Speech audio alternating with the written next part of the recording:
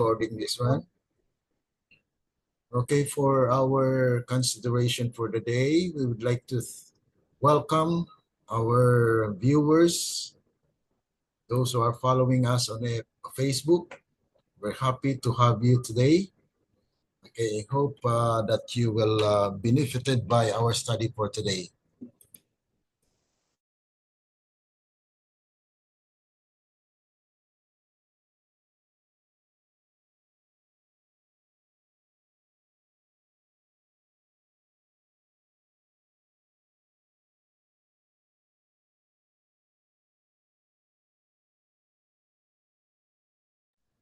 Okay, so we will start with our study. This is actually a review of what we have learned in the book of Revelation. We have already discussed actually the seven trumpets, but yet hindi po natin na finalize or na conclude yung ating pag-aaral because of our busy schedule here online and also face to face. So our consideration for the day is about the seven trumpets, where this will include the prophetic events that will happen and those things that had happened when the trumpet sounds. Okay, so this is an exploration on the warnings that God has given to his people.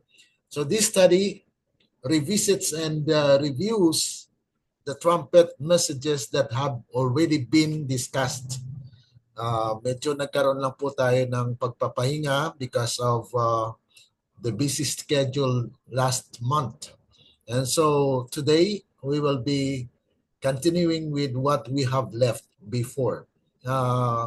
Nasa seven trumpet na po tayo, but we will review so that atin po mabalikan yung nakaraan po nating pag-aaral.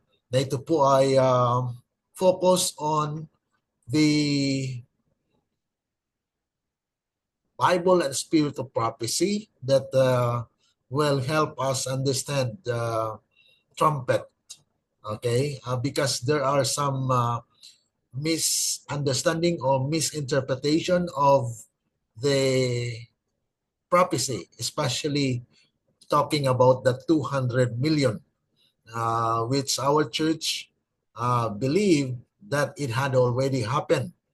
But this study will review the prophetic insights that will trace how each trumpet reveals God's progressive work in judgment, warning, and deliverance from the church's early history to the final sealing of the saints.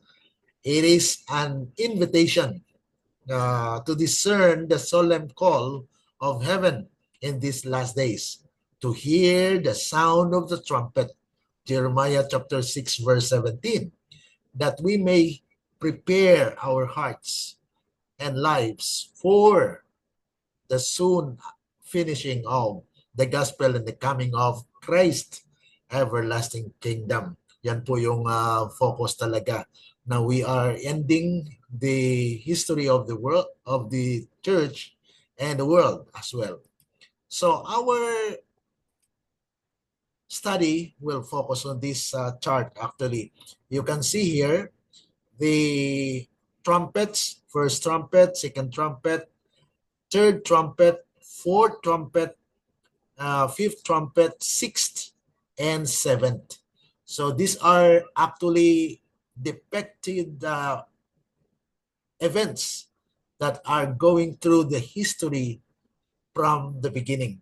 Okay, so but before that, we need to understand that trumpets being seven in number, completeness. That's actually complete, like the seventh seal. The same is with what our church misunderstood, that the seventh seal started with Christian era.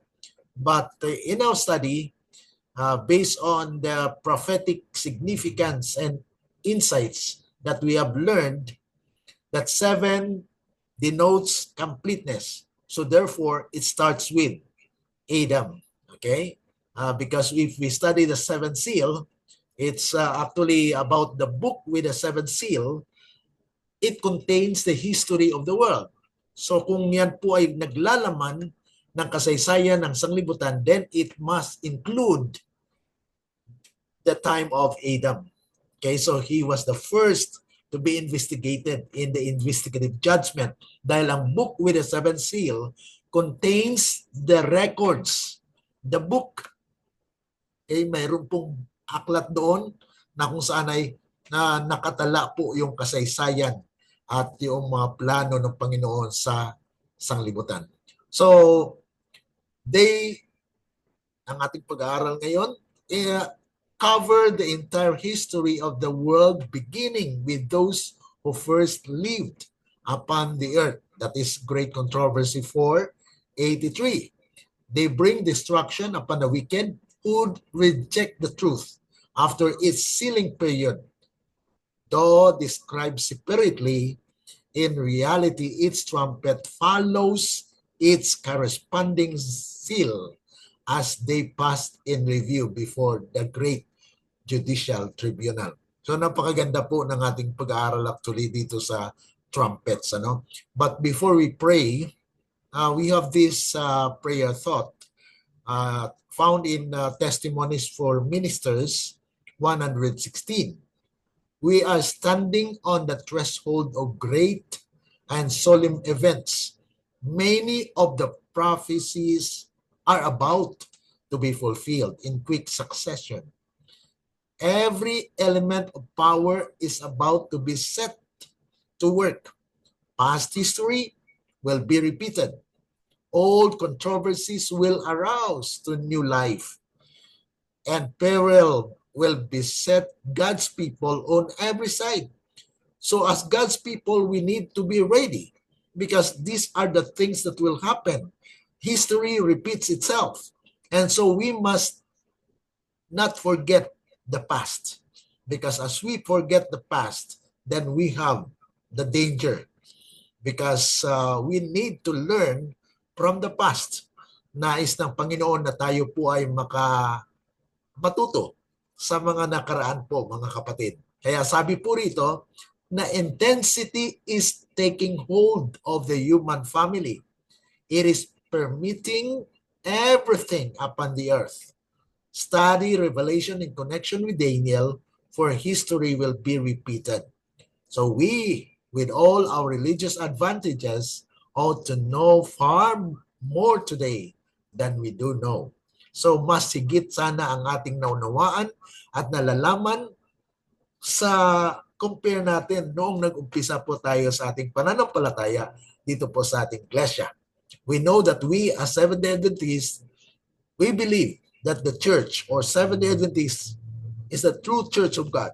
But yet, most of us may not be found in the book, because those book written, or your name might be written in the book of the church, but yet if we are not living in accordance with what is owed you to live, mga kapatid, ay walang bisa po yun. Nais ng Panginoon na tayo mamuhay ng ayon po sa liwanag natin pong naranasan at natanggap. So kung tayo po ay nakasulat nga, nabaptize, pero hindi nagpatuloy, yan po yung danger. So tayo po ay manalangin para tayo po ay bigyan ng talino upang maunawaan po natin ang mga prophecy natin pong napag-aralan po dito sa Prophetic Insights on the Book of Revelation. Tayo po ay manandaliang manalangin. Dakila at mabagin po namin Ama na nasa langit ka, sa mga oras na ito kami po ay lubos na nagpapasalamat na nandito po kami upang pagpatuloy po ang pag-aaral dito sa Prophetic Insights on the Book of Revelation. at amin pong pagtuunan pansin ang seven trumpets, na ito po ay maraming mga aral na aming matutunan sa pamagitan po ng inyong biyaya na amin pong makuha at maisakabuhayan po ang mga katotohanan na siyang maghanda din po sa amin sa hinaharap. Amin pong inasahan na inyo pong pagpalain ang aming mga kapatiran na sumusunod po at sumusbaybay po sa programang ito, na may oportunidad to know the truth. And we need your Holy Spirit to guide us, O God. Thank you for accepting us and for the assurance that you will be with us throughout the study today. We pray in the name of the Lord Jesus. Amen. Okay. So dito po tayo mga kaibigan, mga kapatid, sa maabutan po ng ating tinig dito po sa Impapawid, on air, sa Facebook timeline po natin ay makapagpatuloy po tayo na mag-aral po dito sa ating prophetic insights on the book of Revelation. Balikan po natin yung chart, ano? Nakita po natin dito sa tuwing tumunog ang trompeta ay meron pong pinapakita. Okay? These are actually illustration of what the scripture says. Okay? Na kung saan si John ay nakakita po na nung tumunog yung trompeta ng unang anghel ay meron pong earth, okay? Na kung saan ito po ay na lumiliyab, nag-aapoy, no? Na kung saan ay nag-aapoy ang sanglibutan, okay? Mayroon pong talagang mabasa po natin dito sa tingnan po natin sa teksto na mabasa po natin dito sa pagtunog po ng unang trompeta. Ang sabi po rito na this trumpet must be sought as far back in history as the first destruction of a wicked multitude. So, mayroon pong tinatawag natin pagtunog ng unang trompeta po rito, ay pinakita po na there is fire, casting of fire actually, and mixed with blood and hail.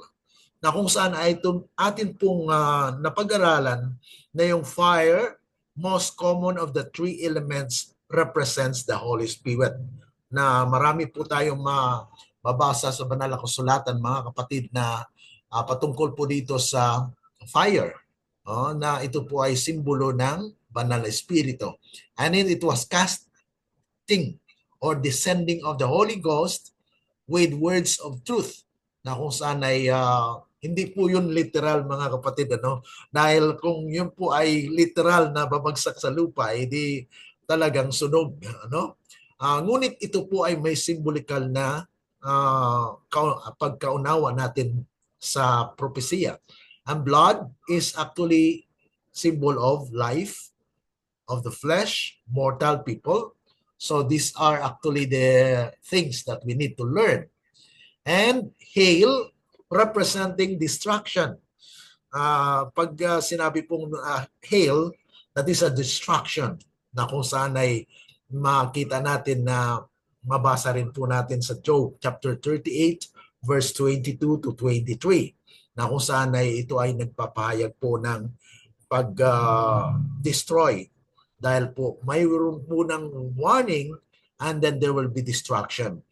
Trees shows stature, sturdiness, stability, or long life. Ito po yung mga representation or symbols of the first trumpet natin pong napag-aralan.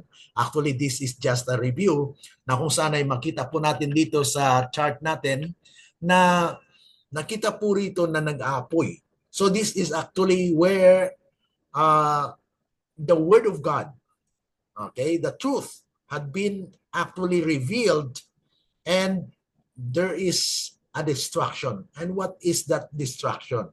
Na kung saan ay mayroong tinawagan po ang Panginoon na magbigay ng warning to the world. At ang unang warning po sa pag-alam po natin ay yung destruction on the by flood. Kaya ang mensahero po doon mga kapatid ay si Noah. Noah was actually given the message to warn the people because there will be a destruction of the earth. And so hail is a solid form of water or flood. Okay? So yung hail na yun mga kapatid, it is a destruction. So it could not be that gamitin po yung baha diyan because baha, water represents people. So the exact representation of the flood is actually hail. Hail, destruction. Okay? Destruction by water. And so that is the first destruction of the wicked during that time. And God preserves Noah and his family in order to reveal God's grace as well. Dahil alam natin mga kapatid, God will really preserve and deliver His people in these last days. And so He preserved the truth through Noah and his family. And so when the second trumpet sounds, ay nakita rin po dito mga kapatid ni John, yung mountain na nagliliyab. Okay? Na kung ating pong pansinin ang kahulugan nito mga kapatid, ay makita po natin na itong second trumpet in verses 8 and 9 ay binanggit po yung mountain which is representing a church or a people. Na kung saan ay mabasa natin si Zechariah chapter 8 verse 3 and in Isaiah chapter 2 verse 3. Na kung saan ay the mountain of the Lord, according to Isaiah, will be established on top of the mountains and many nations will rush into it.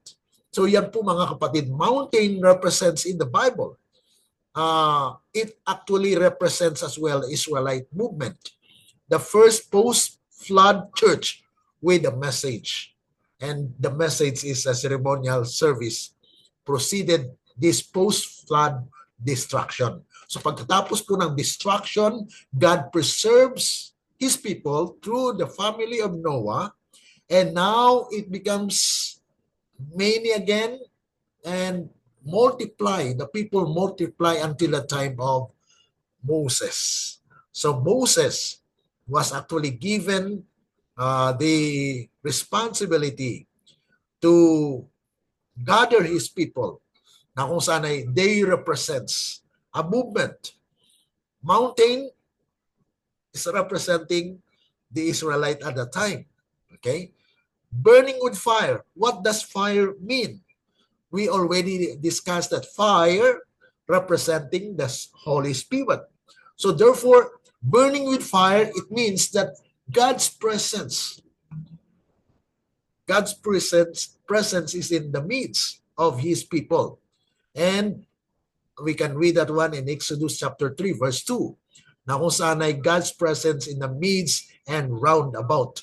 When God called His people out of Egypt, God made it possible that He will deliver His people and protected them until the time when they actually inhabit the land of promise, but not as a whole, because there are people who had not entered, like Moses. He did not enter physically in the land of promise. So there is still fulfillment for that part of the prophecy. And see here represents the third part, the storehouse of waters, and water represents actually people or nations. And so this mountain na nagliliyab ay yan po ay Israelite movement that was given the responsibility to warn and to give the message. And their message is ceremonial harvest or ceremonial system, that they are actually representing a people of God, that God was amidst them. Okay? So nandun po yung presensya ng ating Panginoon. So the Israelite movement, which only a part of the world, and that is actually the representation of the third part of the sea. So third part of the history of the world, where this Israelite movement had only a part of the fulfillment of the prophecy. So those hidden with whom the movement came into close contact, especially in the promised land. So it is just partly na fulfill, mga kapatid, ano? So itong part, the third part became blood. Those with whom Israel came in contact, Israel was what? Was a life-saving agent or an agent of destruction. So dual po ang kanyang effect, ano? Na it could kill and it could preserve. So those who will accept and have the contact with God's people at the time, then they will be saved, delivered. But those who will reject and will be opposing against it, then they will be destroyed. So yan po, mga kapatid, yung talagang essence ng second trumpet dito. Na kung saan ay, sabi nga po rito, creature had life and died. So ang ilan sa kanila ay nabuhay o namuhay ng mapayapa at nagkaroon ng buhay at hindi na-destroy. So, yung mga nag-reject ng palatuntunan ng ating Panginoon, mga kapatid, ay talagang they were destroyed. So the third part in the sea, which die, are those newly converted heathen who had eternal life but who sinned it away. So yan po, mga kapatid, yung representation po ng yung sea, the third part of the sea that had been actually turned into blood.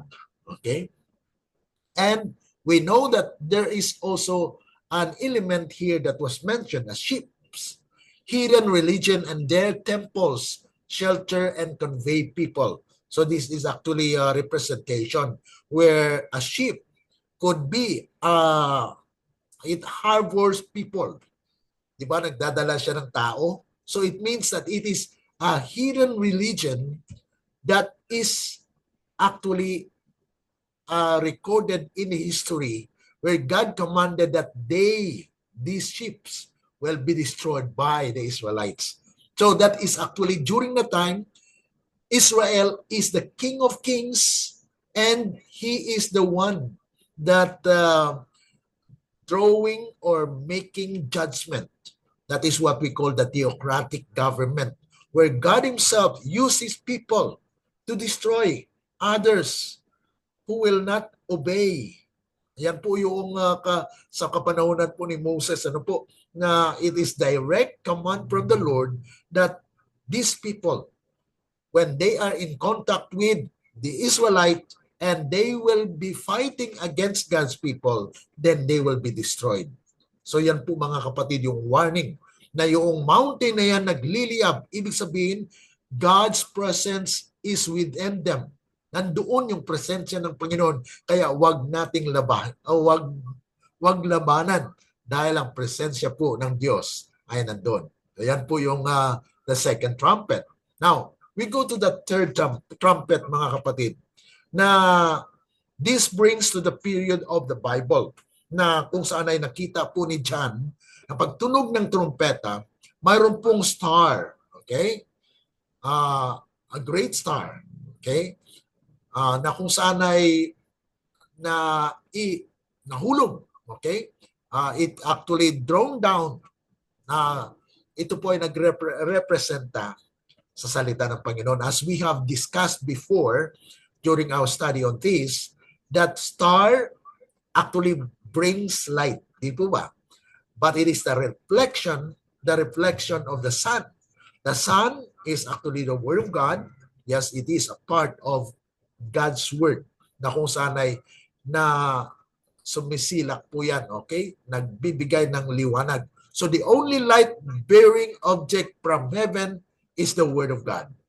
Dahil sabi po sa Psalms 119, 105, that the word is a lamp unto my feet and a light unto my path. So it actually directs the path of people, those who will believe on it.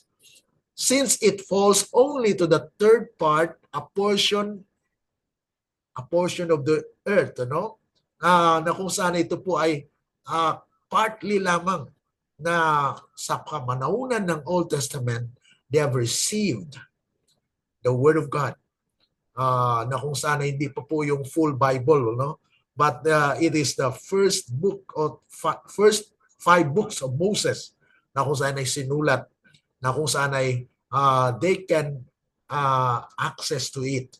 But not as a whole nation, or not all nations had been reached, only the third part. Kaya kung mapansin po natin dito mga kapatid, na ang kasaysayan ay nagpapatuloy. So yung kanilang karanasan ay part lang, the third part lang mga kapatid, na ang mga bahagi ng kasaysayan.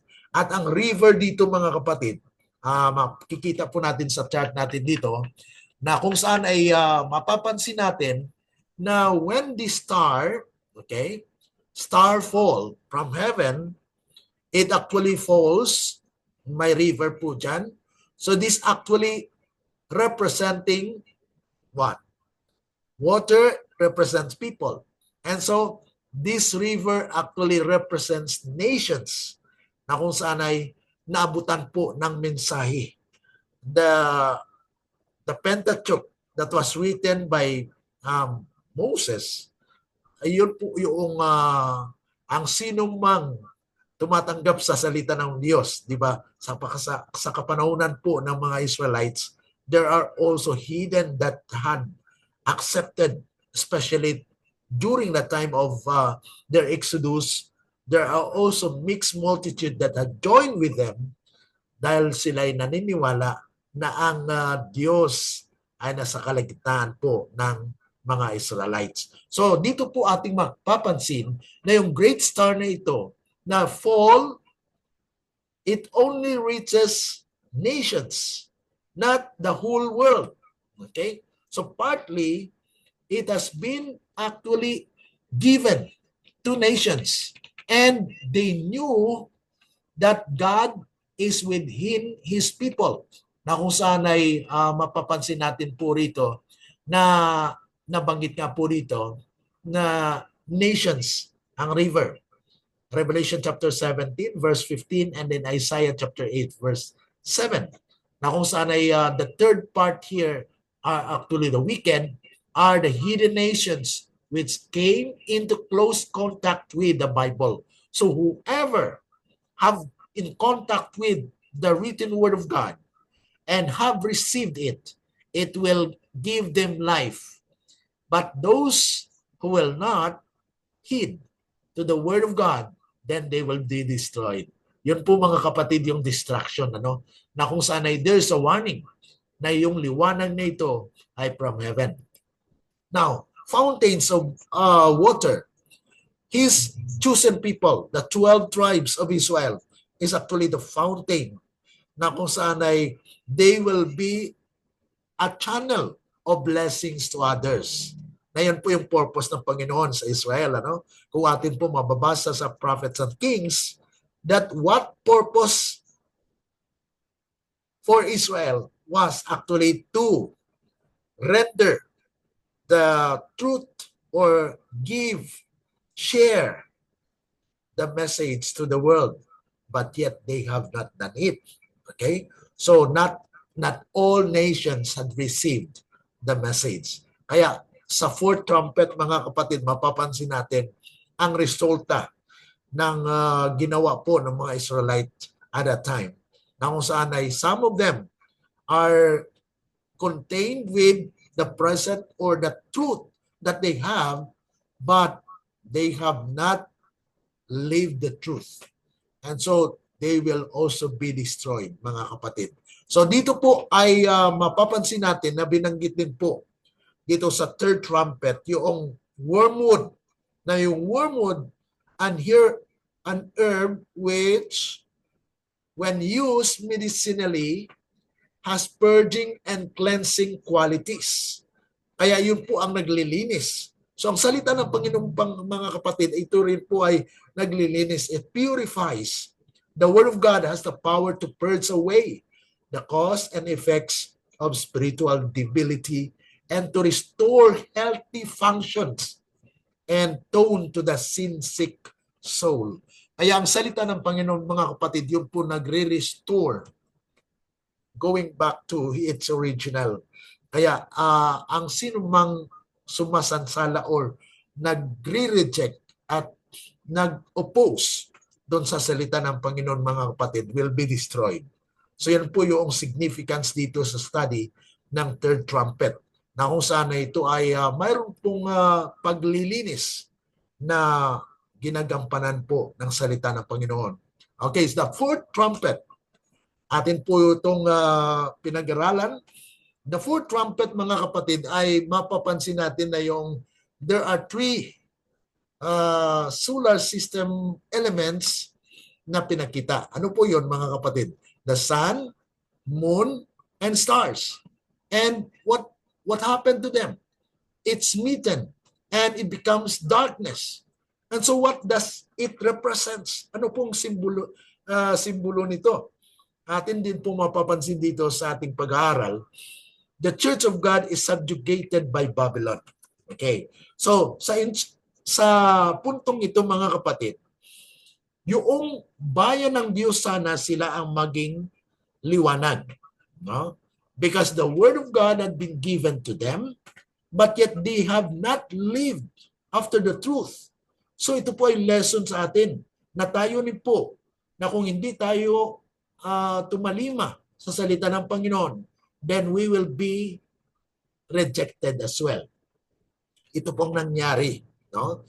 The sun representing, okay, is actually the lahat ng liwanag mga kapatid ay nasa sun, ano? So it actually the one that gives light, at yung moon reflection of the sun, and a star. Kaya sabi po rito, the Church of God in three parts. At mapapansin natin sa panaginip po ni Joseph, ay nabanggit din po yung sun, moon, and stars bowing to him.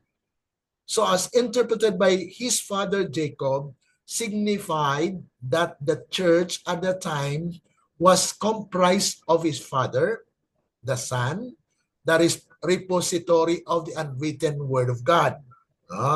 His mother, the moon, the holy temple. Okay? So yun po yung mga proseso kung paano po ang liwanag ay maibahagi sa bayan ng Diyos. Okay? So the holy temple, yun po yung reflection ng katotohanan na kung saan ay they will be gathering in the temple to study the word of God. And the stars are his brothers, the congregation of the saints. So these are the representation of these elements in the fourth trumpet, na kung saan this relationship is used to identify the location of the church and its condition. Kaya ano po ang nangyari sa kapanahonan yon? Okay, the Church of God or the Israelite of old was actually subjugated by Babylon. Talagang nilusob sila. So ang nangyari po mga kapatid ay nawala. Okay? So sun as the word of God in the church or the services. So this is actually significant of the study. Moon, the tabernacle and the temple by which the light of the message, the sacrificial system was reflected. So kung paano po na inutusan po si Moses doon po sa Exodus, ano? Exodus chapter 25 verse 8, na sabi ng Panginoon sa kay Moses, made or built for me a sanctuary. And that sanctuary, actually, sabi ng Panginoon, ano ang rason bakit build the sanctuary? That I may dwell in you. So God will dwell in his people. And so the temple actually representing how this salvation is going through as a reflection of the message that is to be understood in these last days. Yung church, ang stars, mga kapatid dito, representing the church membership of the Israelites themselves. And a third part, one of the three periods of the nation's history, na from the occupation of the promised land to the captivity in Babylon. The three periods are, so ito po yung kabahagi po sa kasaysayan ng Israel kung paano po sila na-smitten. Smitten ka dito mga kapatid, ay they had been conquered or tinaboy or they became captives to Babylon. So yan po yung darkness na mababasa po natin dito sa fourth trumpet na nagkaroon po ng dilim because God's people had been actually captivated by the Babylonians. So these three parts in their history, from Exodus, okay, sa Egypt, to the possession of the promised land. And from the occupation of the promised land to the captivity in Babylon, and from the deliverance from Babylon to the advent of Christ. So part of that, the one-third, so isang bahagi lang po yan ng kasaysayan ng Israel. Ibig sabihin, mayroon pa pong pag-asa. God will gather His people from the world, okay, sa ating panahon ngayon mga kapatid. So we are now actually in Babylon, in the world, where Christ is waiting for His people to be gathered.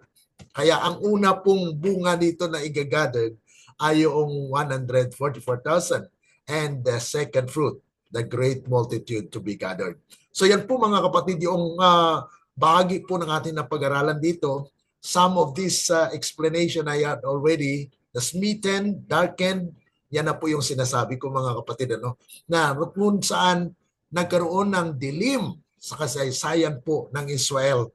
And that portion of the earth where the light of the sun directly shines the promised land.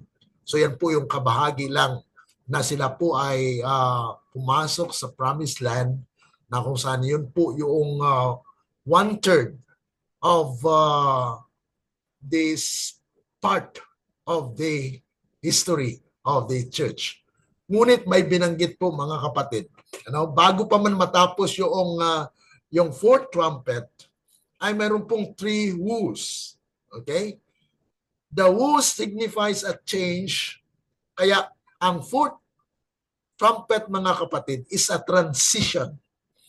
Kasi ang unang tatlo, okay, it actually traced back from the beginning up to the time of Christ or time of the fourth trumpet. Na yung fourth trumpet dito mga kapatid ay ito po yung the smitten, the people of God had been driven out of their own land. Kaya nga po sa fifth trumpet, there will be whos. Okay? Kaya ang huling trumpeta, 5, 6, and 7, there will be three woos that will happen or transpire during that trumpet, mga kapatid. So, sabi po rito, following the crucifixion of Christ and ushering in the New Testament era, the woos point to Satan persecuting the faithful. Okay, so yan po mga kapatid ang una. Pangalawa, Satan persecuting the heathen in his effort to get them in the church. So yan po yung mga karanasan na kung saan ay maranasan po ng bayan ng Diyos. Na kung saan nais ng Panginoon ay gather ang kanyang bayan. So there is a church that will actually receiving the message. And this trumpet, the fourth trumpet, is actually looking forward, tinatanaw na mayroon pong mangyayari na kalunos-lunos para sa bayan ng Diyos.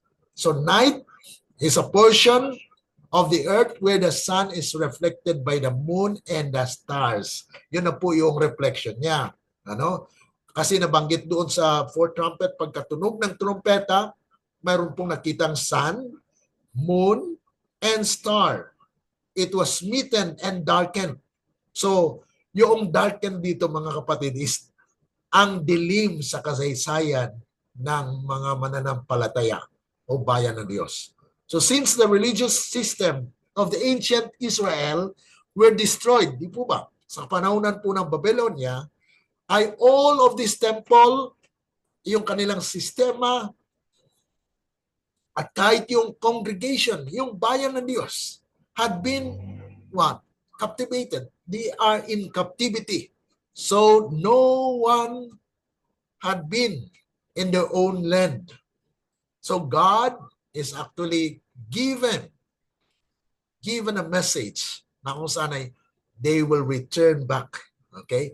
Kaya sabi po rito mga kapatid, yung pagdilim ay mayroon pa ring tinatawag natin mananatili na liwanag. So the moon and the stars are shining during the night. So there are still people who had been preserved by the Lord.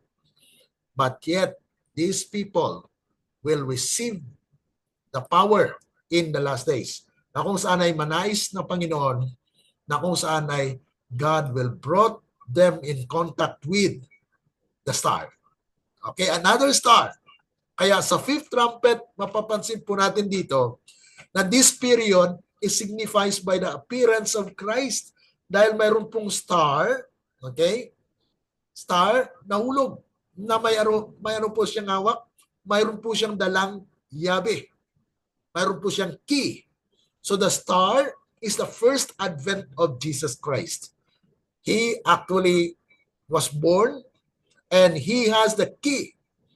This is where he will deliver his people from this world.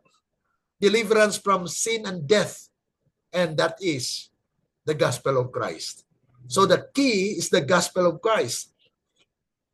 At yung bottomless pit, ito po yung earth in its state as a prison house for sinners.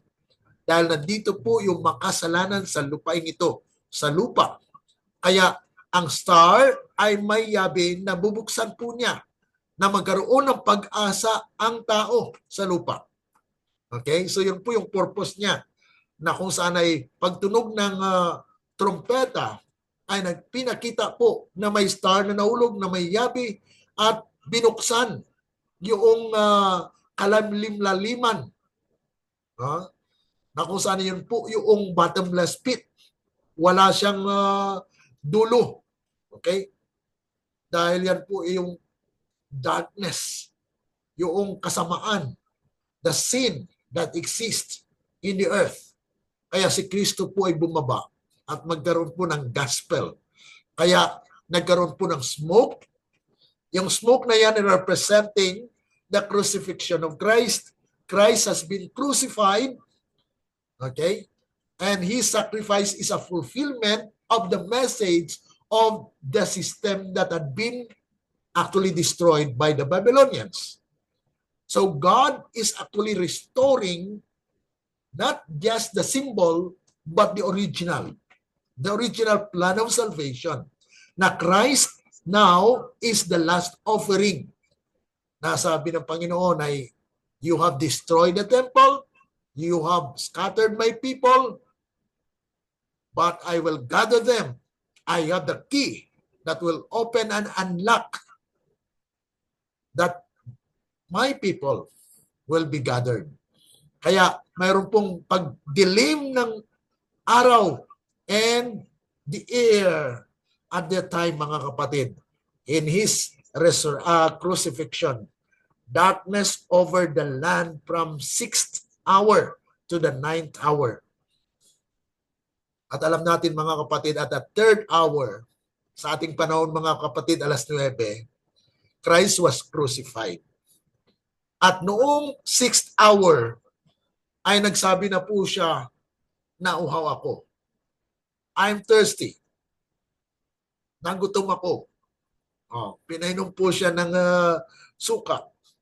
At yun po ang tinusok ang kanyang dibdib at nagkaroon po ng tubig at dugo.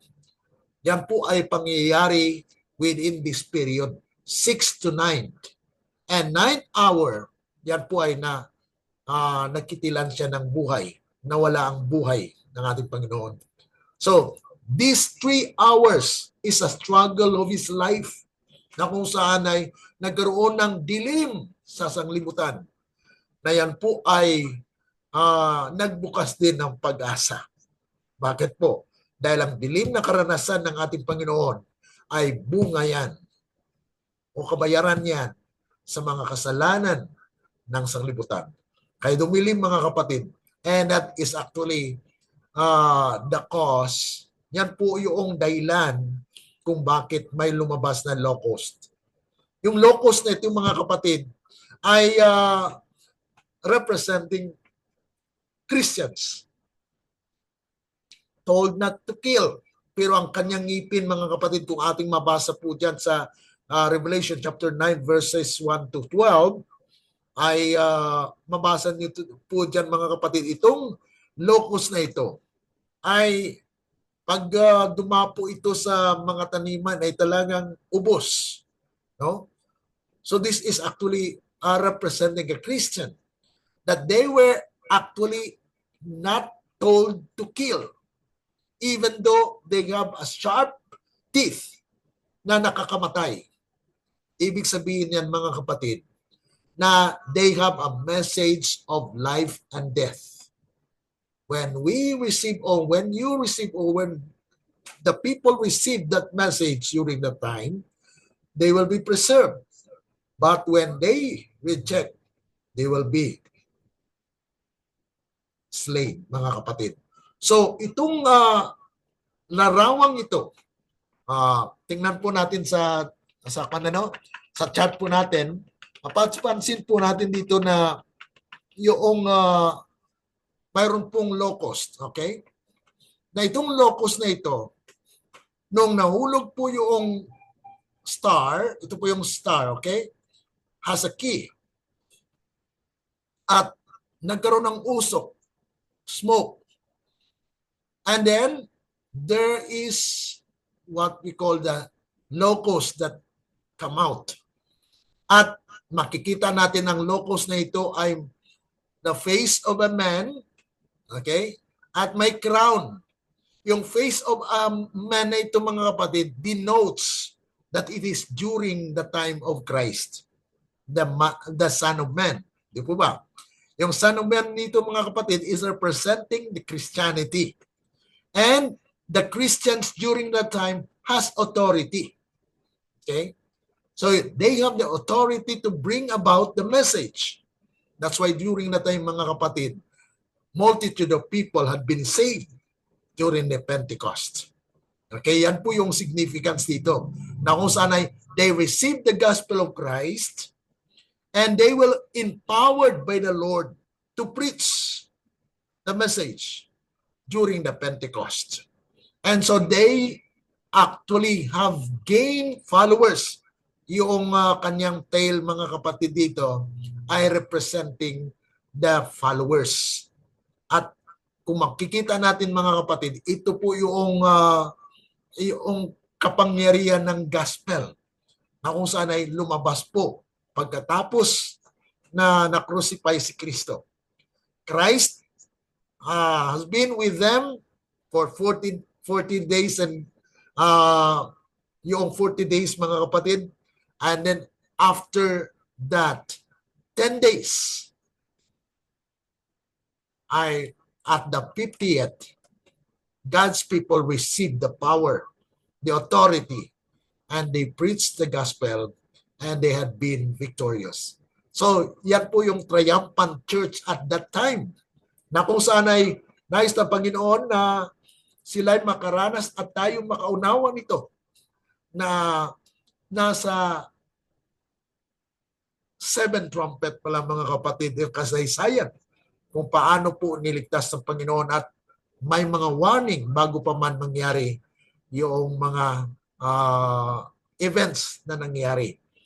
At pagtunog po, punta po tayo sa panglima, no? Pagtunog ng tumpeta po rito sa panglima. Okay? Mapapansin natin na kung saan ay, ito na po yung panglima, sorry. Yung pang-apat doon kanina, yung the star, the moon, and the sun. Ako na smitten. Dahil ang fourth na ito ay transition po. Napapansin natin dito na these are actually before the time of Christ. Okay? At itong fourth transition po ito dahil nagkalat na po yung bayan ng Diyos. Kaya in the time of Christ, God is calling them again. Okay? So, unti-unti na babalik po yung bayan ng Diyos. Ngunit mayroon pong tatlong woes. Kagilagilalas at katakot-takot na mga pangyayari. Dahil ano nangyayari mga kapatid?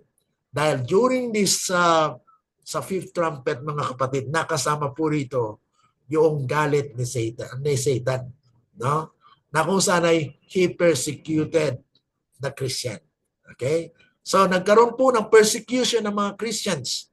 Ayon po dito sa chapter sa naitala po sa banal na kasulatan, especially po rito sa fifth trumpet, natin pong pinapaunawa na itong woes, ang unang woes mga kapatid, ay mangyayari po dito sa fifth trumpet.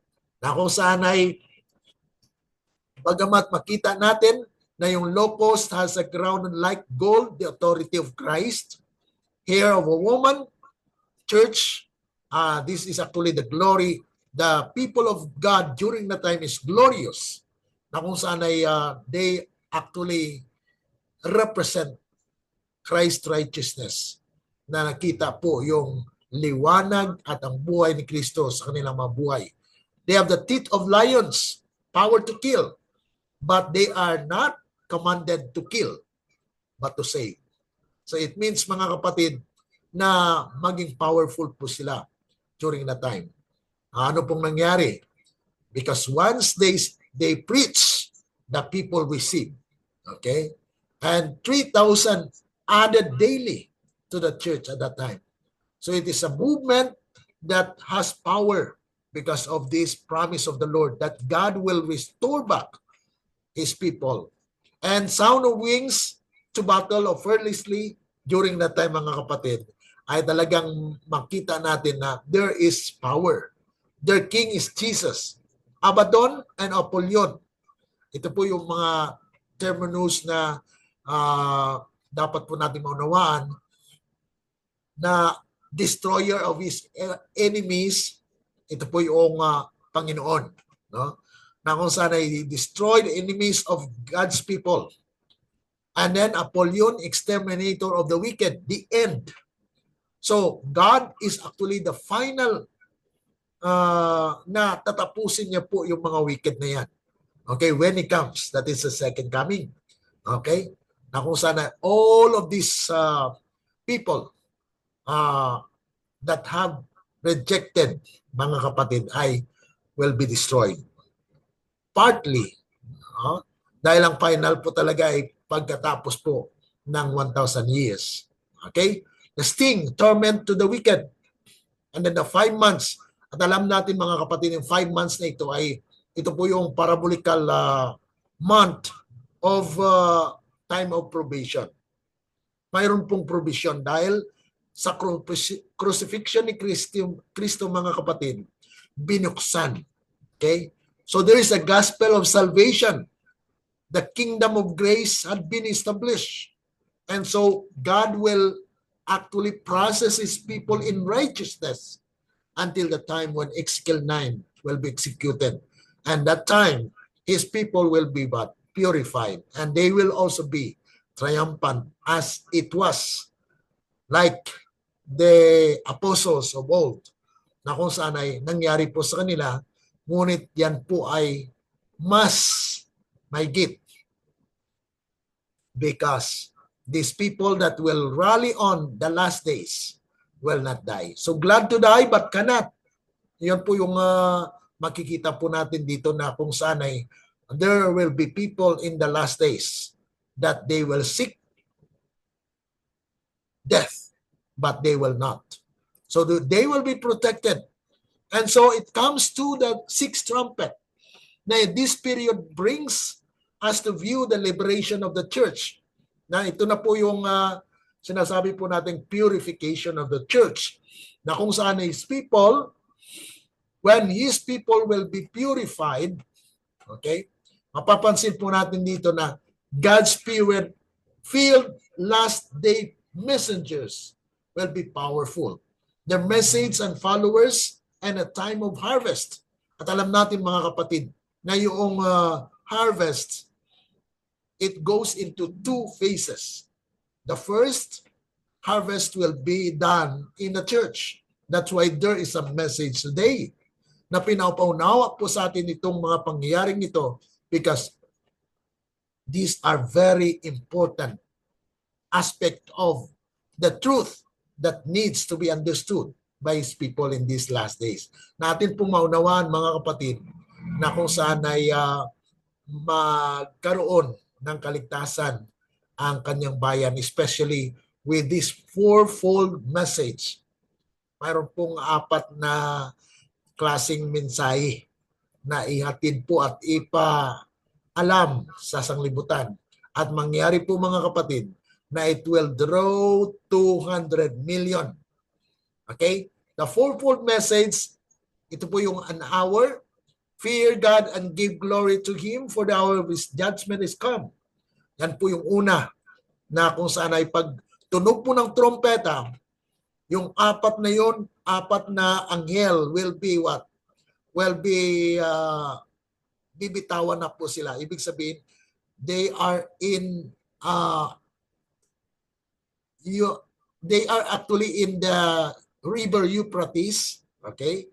In Euphrates, ibig sabihin, nandun sa Babylonia, but yet they have the fourfold message that is to be given to the church. These messages are an hour. That is a message of what? Judgment. Na there is an hour of judgment na kung saan ay alam natin yung an hour na ito it will be proclaimed by His people. Ang pangalawa po, a day, the great and dreadful day of the Lord. See, this is actually a preparation. Now, once the people will receive this, then they will actually be a part of that 200 million. Okay? So yan po yung mga kapatid, yung preparation dito. Ang pangatlo po ay a month, the latter rain in the first month, the outpouring of the Holy Spirit.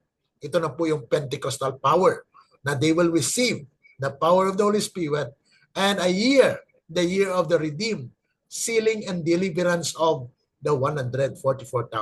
So ito po mga kapatid, once this prophecy will be fulfilled, then mga kapatid, it will draw us closer to the fulfillment of the 200 million na kung saan ay mayroon pong horses. Yung horses, gospel workers under different circumstances.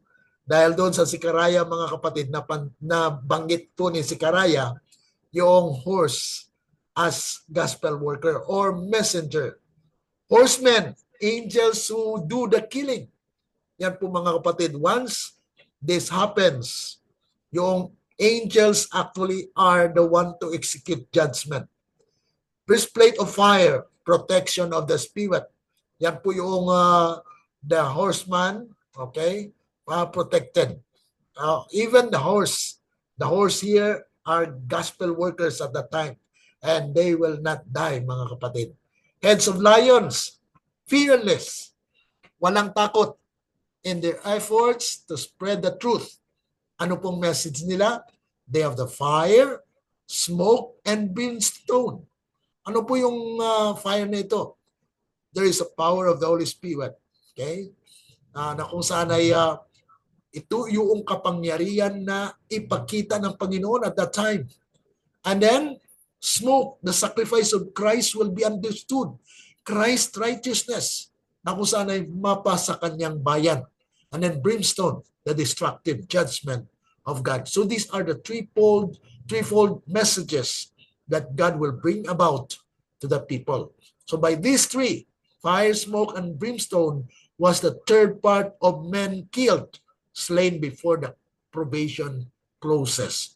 So there will be an event that God will pursue judgment at a time na ang sino mang hindi tumanggap ng mensahe at that time will be what? Destroyed. Serpent-like tails, converts with which they do hurt, active part in the word.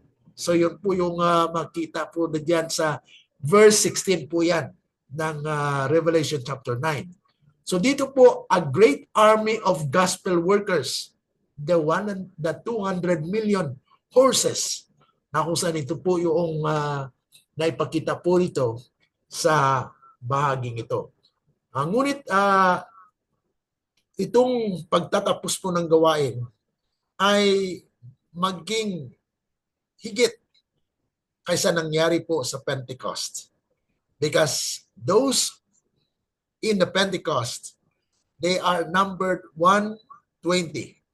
Okay? God is preparing a messenger, 144,000. And when they sound the message, then it will swell into 200 million. And so this is where the gospel workers will be powerful, and it will draw closer to the fulfillment of the prophecy. So tomorrow, there will be additional, because this is a part of our review of the 7 trumpets, but yet we have not tackled yet the 7th trumpet. We have just finished 6th trumpet, and tomorrow we will be finalizing the part of 7th trumpet. That will be an exciting and will be an informative as well to sharpen our understanding of what will be transpiring in these last days, especially when the loud cry begins. Okay? So sa ating mga kaibigan na sumusubaybay po sa Facebook, if you have any question, then you can just type your question, and you can also share this message, mga kapatid, na kung mayroong mga bagay na hindi po natin na-explain or mayroon po kayong hindi naunawaan, ay maaari lamang pong i-type ang inyong mga tanong at atin pong pagsikapan na sagutin ayon po sa banal na kasulatan at ayon po sa mensaheng pinagkaloob ng Diyos para sa atin. Okay? So maraming salamat mga kapatid, at I hope God will bring you closer to Christ, that all the truth will be understood. Dahil ako po mga kapatid ay instrumento lamang na maging daluyan po ng liwanag, na kung hindi man po buo at lubos na naunawaan, atin pong idalangin sa Panginoon na atin pong maunawaan ito sa ating pagpapatuloy po ng pag-aaral po dito sa ating online na Prophetic Insights on the Book of Revelation. Tayo po ay manalangin. Dakila at mamagin po naming Diyos na makapangyarihan sa lahat, sa mga oras na ito, Panginoon, kami po nagpapasalamat na bagamat kulang po ang aming oras upang ipagpatuloy po ang pag-aaral na ito, ngunit dumating po ang oras ng pagtatapos nito. Bukas ay tuluyan nawa na tulungan ng bawat isa sa amin na makapagpatuloy po ng pag-aaral dito sa online study, na kung saan ay makapanghinabang po kami at manda rin po namin ang aming sarili, hindi sa aming kakayanan, kundi sa kapangyarihan po ng inyong banal Espiritu. Amin pong inananyahan na kayo po ang mamayani sa aming mga buhay, at pagpalain niyo po ang aming mga kapatiran na sumusubaybay, at patuloy na aming asahan ang inyong basbas. Ito po ay aming dalangin dahil lamang po sa matamis na pangalan ng aming Panginoong Hesus. Amen. Amen. Okay, God bless. At bukas po ay atin pong ipagpatuloy ang ating pag-aaral. I hope God will give us more viewers and what those who will watch and share to other people, SDA members as well, so that they will also be benefited. God bless you.